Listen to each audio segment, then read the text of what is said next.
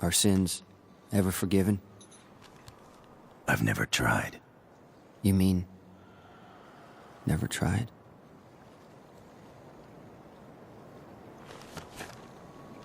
Marlene, let's go. Well, I'm gonna try. I'll phone in the verdict.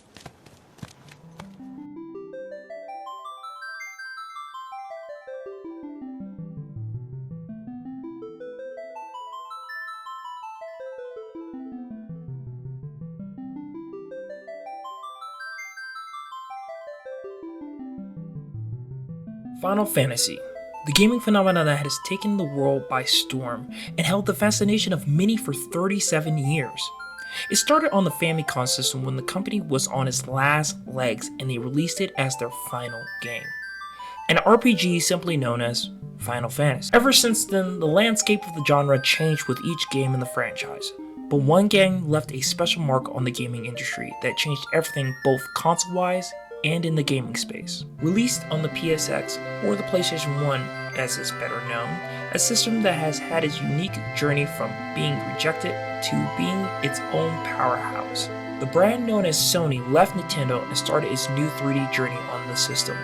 And with that, Final Fantasy VII was born. Now, there is a whole lot more to the story, but I want to focus on the story itself, which leads us to Cloud Strife, our hero. The soldier with the false memories, helping fight the corporation Shinra, a corrupt company that harvests the Mako to use it for their own selfish needs, and the reasons behind the organization better known as Soldier. Their greed and corruption of their power led them to their downfall and doom. As we go through the game and as we journey with Cloud, we meet a ragtag bunch of outcasts from the eco-terrorist group led by tough and bold Barrett and other members of the team. Tifa Lockhart, the fighter and childhood friend of Cloud, another member of Avalanche and owner of the Seventh Heaven Bar, a great fighter and all-around motherly-hearted woman who cares for the team. Erin is the key to everything, optimistic but yet stubborn. Her ties to Cloud go deeper with her relationship with the soldier. As Cloud goes through the story, we see the battles, the highs and the lows, the losses and wins. But most of all, we see Cloud grow into the hero he once thought he was, but now is. As he goes through and learns to be the hero, he holds onto the trauma from each battle that he goes through. After the fighting was over and the world was saved by this group who initially started by trying to take down Shinra, Cloud slipped into darkness and regret. Losing Aerith by the hands of Sephiroth cut something deep inside of him. Sephiroth, his once admired hero, is now his enemy, tormenting every step of the way, ruining anything that was ahead of his goal, taking and playing with his food until their final confrontation, ultimately slaying the one-winged angel. After all the battles and everything, 2 years later, we see the results of their victory. We see the fruits of their labor.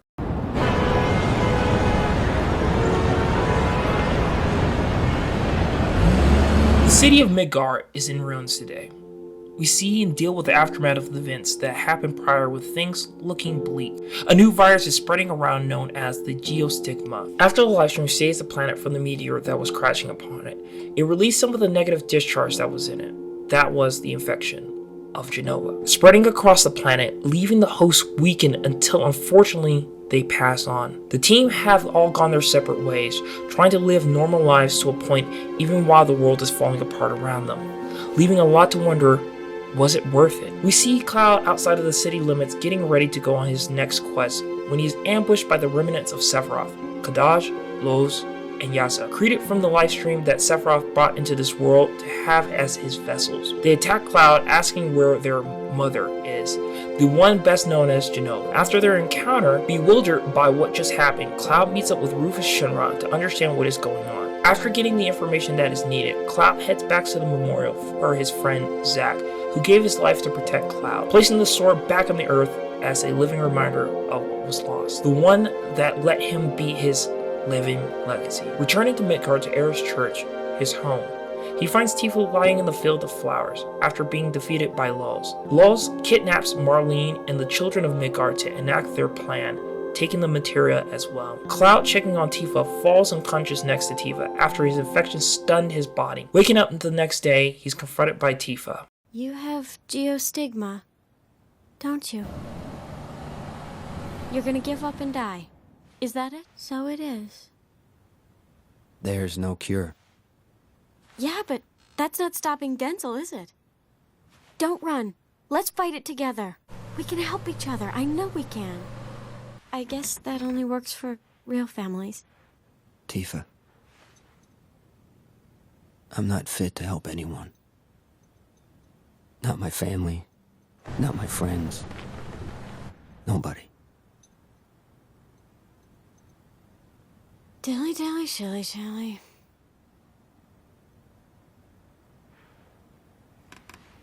Dilly dally shilly shally. I think she wants you to move on, man. I have to talk to Rufus. Stop running! I know. Even if you find the kids, you might not be able to help them. Maybe something will happen that can never unhappen. That scares you, doesn't it? But you need to think about now. Really take it in. Look at you. You think you've got it so damn hard. Well, you hate being alone, so let people in. Sure, you might not answer the phone, but I don't see you throwing it away either. He goes on his adventure to save Marlene, encountering the trio of Sephiroth clones. After the battle with them, he is saved by the shadowy goth friend, Vincent. Cloud realizes that he has to move forward with his life, and goes back to Midgar with Marlene in tow. But unbeknownst to Cloud, while his cell phone is floating to the bottom of the lake, Aerith's voice can be heard, forgiving Cloud for something that she didn't even blame him for. I never blamed you. Not once. You came for me. That's all that matters.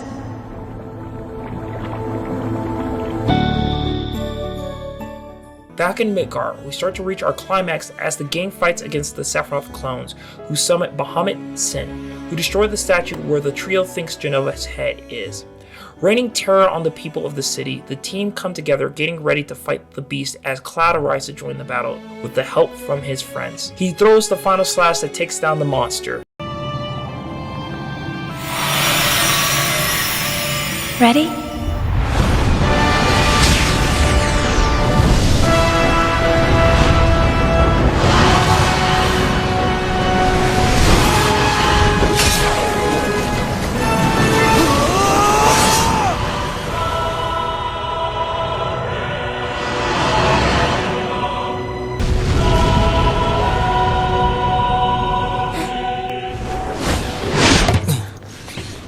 All while Kadaj was able to get the head from Rufus, and with chase, Cloud rushes after the trio with a high-octane chase scene that, seriously, has aged pretty well. After a detour through the church that is filled with the healing waters of the light stream, with Cloud coming back to full health.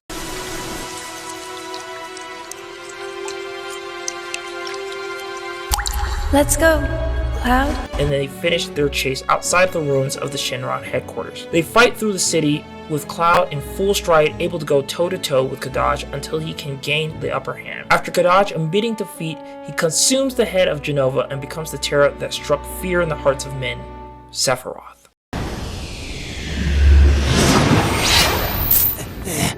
Good to see you, Cloud.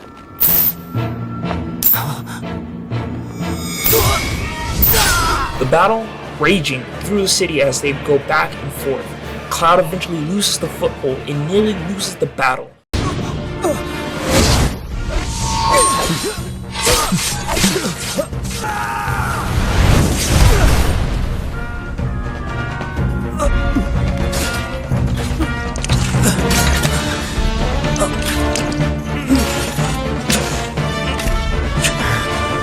Tell me what you cherish most. Give me the pleasure of taking it away. When he has a vision of his friend, the man who protected him, Zack, giving him the uplifting speech that is needed. So what if it looks hopeless? If it were me, I still wouldn't give up. Embrace your dreams. And, whatever happens, protect your honor as soldier. Well, okay, you never made soldier. But it's what's in here that counts. Zack. Well, you need a hand with him? You already beat him once, didn't you? This should be a cinch. Yeah, Cloud, you know what I told you. that's right. I am your living legacy. Cloud can finish off Sephiroth, giving off his legendary send-off. Stay where you belong. In my memories. I will never be a memory. Cloud catches Kadaj, and with the healing rain from the life strain, heals the wounded world and the stigma. Kadaj leaves the plane of existence, joining Aerith in the afterlife.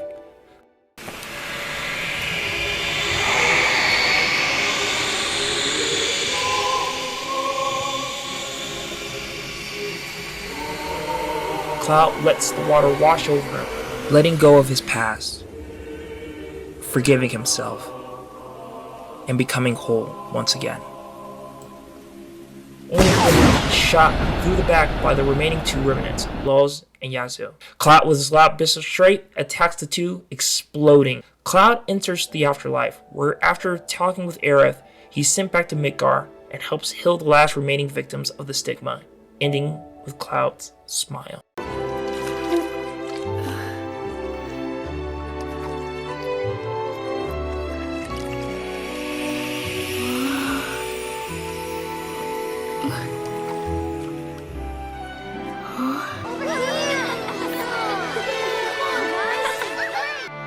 You see, everything's all right.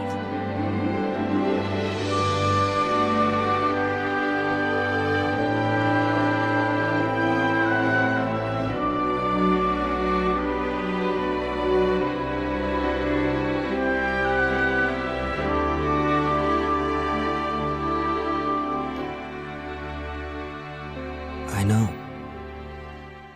The story of Final Fantasy Advent Children is kind of nutty, over the top, and admittedly does retcon the craziness that is Final Fantasy VII. The beauty of this movie is the one fact of it all, the tale about letting go of the things from your past. We in our everyday lives seem to be wrapped up in things that keep us tied to points in our past, the regrets, and the feeling of guilt, eventually making us feel alone and want to cut off those who are trying to help us. We see Cloud deal with that throughout the story as he tries to help find a cure for the stigma. He's working alone to spare him from any more of the loss, from him not being able to move on from the death of his friend Zack to the woman he failed to protect, Aerith. These major moments affect him so much that he becomes a formal shell of himself, unable to move forward and be in the present to let go of the weight that burdens him. His guilt and resentment dragging him down further and further. We see him wrestle with the fact that he could be forgiven. Is he allowed to be happy? To be with his friends or take on these trials alone and not ask for help while suffering to the point of nearly dying because of the stigma? Cloud, in his own weird way, is seeing if he's even worth that. Throughout the movie, we see different characters tell him to move forward until he can have the strength to do it, not by his hand, but also with the help of others letting go of the past and defeating it and go beyond with the rains washing over him. Cloud's story is one that can be related to by many, especially to older people. When we start in our lives, we are full of energy, willing to tackle the world and everything with it. With some things that come into our lives, we are faced with adversity and losing friends along the way, from our choices or theirs. We hold the special moments that tie us to our past and anchor us to a point in time that we can't seem to let go. We're playing over and over again.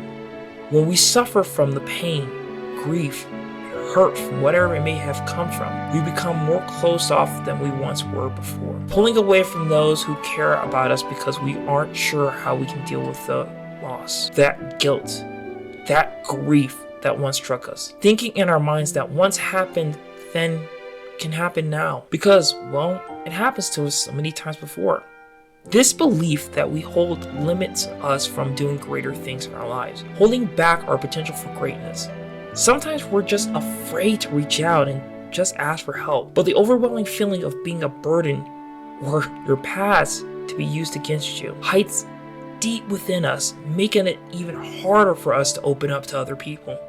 But I do say this, with the right group, the greatest team, you will be able to tackle those things and lose that weight. What Cloud's story signifies is that your past doesn't define you, but that of your present day self. We all go through ups and downs, but we mustn't let our self-worth be tied to it, but taking it and making it into something better.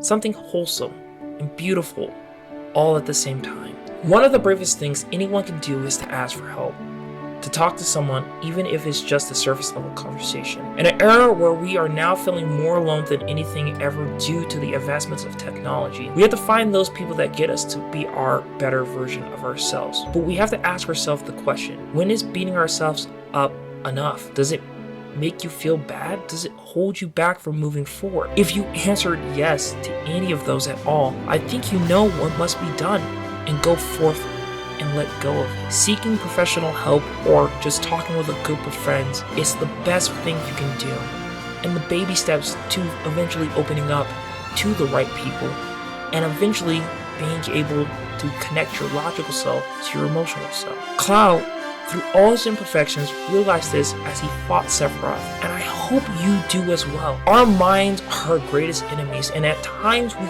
keep us stuck if we let it. Don't be stuck. Do amazing things, because I know you can. Because no matter what happened in your past, may have been good, bad, sad, happy, really, really hard to talk about, or really easy to talk about, I just want you to know you're not alone. Reach out to those who are willing to be by your side, even on your worst day. And remember, you'll be safe inside.